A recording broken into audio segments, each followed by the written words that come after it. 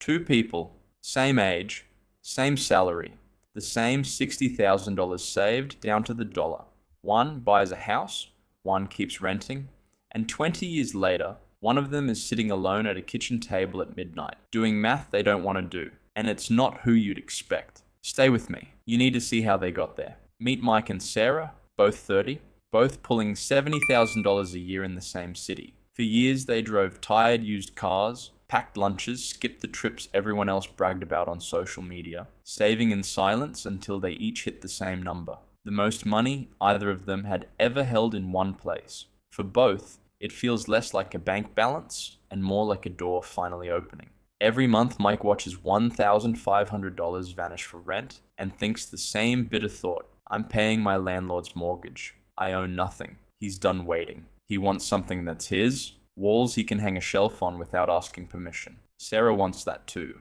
But every time she runs the numbers, a small voice says something here doesn't add up. She just can't prove it yet. So they split. Two paths, 20 years. Watch what happens. Mike buys a $300,000 house. His entire $60,000 disappears into the down payment in a single afternoon at a title office that smells like burnt coffee. He signs a 30-year mortgage at 7%, payment around $1,600 a month, a number that feels terrifying and thrilling in the same breath. Then come the parts nobody put on the brochure: $300 a month in property tax, $100 in insurance. Before he tightens a single screw, this house costs him $2,000 every month. And on closing day, $9,000 simply evaporates. Fees, title, inspection.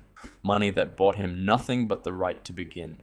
Sarah does something that feels like nothing at all. She keeps renting for $1,500. She drops her $60,000 into a plain total market index fund, sets an automatic $500 a month on top, the exact gap between her rent and Mike's payment, and closes the app.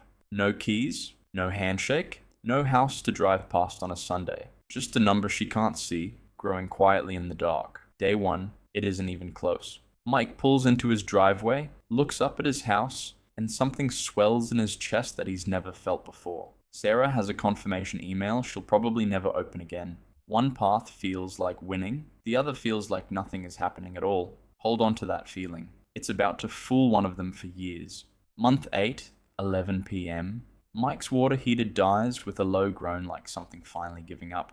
$1,400, gone on a random Tuesday. He pays it, tells himself it's normal, and completely misses the thing that should scare him. Of everything he handed the bank that first year, over $16,000 was pure interest. He owns almost nothing more than the day he moved in. He just can't feel it yet, because the house looks like his, and that feeling is louder than the math. Sarah's year? You know the feeling. You open the app, the numbers a little up, a little down, and a voice whispers, "This is it.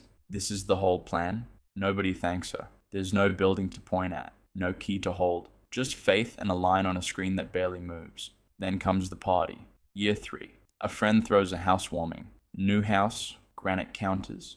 Everyone crowded in the kitchen saying how smart it was, and Sarah stands there holding a warm drink and it hits her square in the chest. Everyone here is building something real, and I'm building a number nobody can even see. She drives home that night quietly, completely certain she's doing it wrong. She almost cancels the whole plan on her phone at a red light. She doesn't, but it's close. Across town, Mike is finding out what real actually costs. The bills arrive like they've been waiting for him to relax. Property taxes up, insurance up, a cracked window, a dead fence, a tree root in the sewer line he didn't know he owned until it flooded the basement. None of it a disaster on its own. All of it together quietly devouring the exact profit he thought his house was handing him.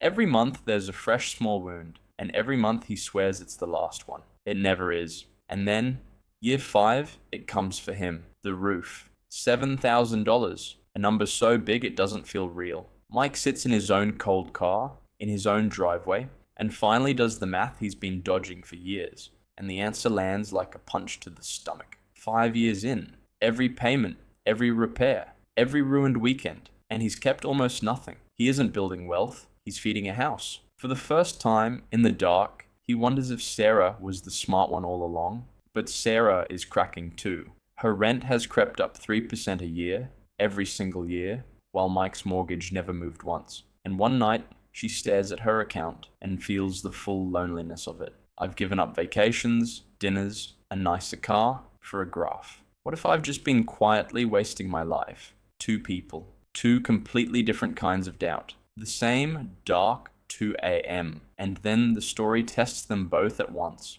Year 7, the market crashes. Nearly 30% gone in a matter of weeks. Sarah opens the app and watches years of savings evaporate in real time. Real money, her money, disappearing, while she does nothing but stare. Every instinct screams, sell, save what's left. She checks it every hour for 2 weeks. Then she forces herself to stop looking. She doesn't sell. She keeps buying at the bottom without fully believing she should. It is, without question, the hardest thing she's ever done with money. Mike, meanwhile, feels smug for exactly one afternoon. See, my house didn't crash, except it did. His home value quietly slid too.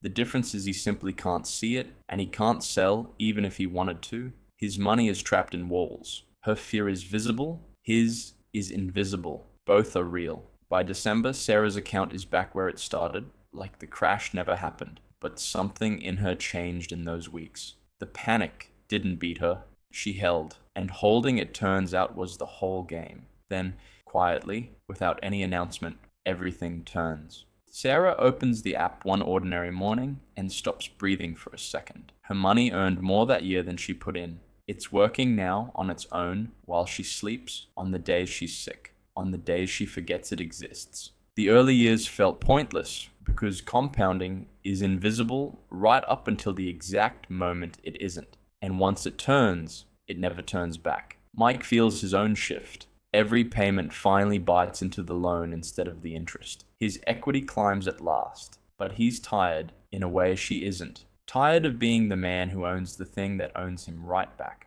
Year 10. Put them side by side, and here's what stops you cold. After a decade of stress, repairs, and roughly $35,000 poured into taxes and maintenance, and that $9,000 he'll never see again. Mike is about $195,000 ahead, most of it built by controlling a $300,000 asset with just $60,000 of his own money. That leverage is real, and Sarah can't copy it. And Sarah, who never once answered a midnight call, whose money sells in a single tap. She's sitting at about $190,000, two completely different lives, almost the exact same place. Neither of them won, and neither can quite believe it. Then 20 years arrive, and the story finally shows its hand. Mike's house is worth around $540,000. The mortgage is nearly dead. He's sitting on roughly $400,000 in equity, and soon, a home with no payment at all, while Sarah pays rent until the day she dies. But Sarah's number did something that feels almost unfair. About $500,000, and over $300,000 of it she never lifted a finger for. Lay their net worths side by side, and there's the reveal that floors almost everyone. They finish within a few $1,000s of each other. Two opposite lives, nearly the same ending. Yet the 20 years between them couldn't have felt more different. So, who actually won? Wrong question. Here's the truth no headline will ever tell you. On paper, renting and investing, the difference can beat buying. But it only works if you actually invest the difference. And almost nobody does. Most renters spend that $500 on dinners they won't remember by Friday. That's the quiet, brutal superpower of a mortgage. It forces you to save whether you feel like it or not. Every payment is discipline you never had to choose. Sarah won because she had the rarest thing on earth, the will to invest money she couldn't see, for 20 years, with nothing to show for it until the very end, through a party that made her feel small and a crash that made her feel sick.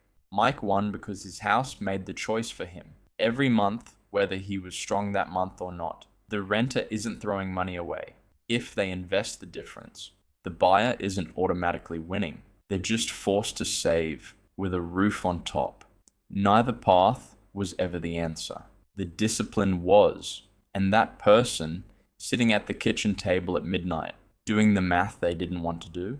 It could be Mike, realizing he traded 20 years of weekends for those walls. It could be Sarah, realizing she'll never own the ones around her. It could be your neighbor who did neither, who rented and spent the difference, and after 20 years has nothing at all to show for any of it. It could be you. So the next time someone swears that renting is throwing money away, or that buying always wins, ask them one simple thing. Did you count everything? And did you actually invest the difference? Because the only answer that has ever mattered is the one that includes it all.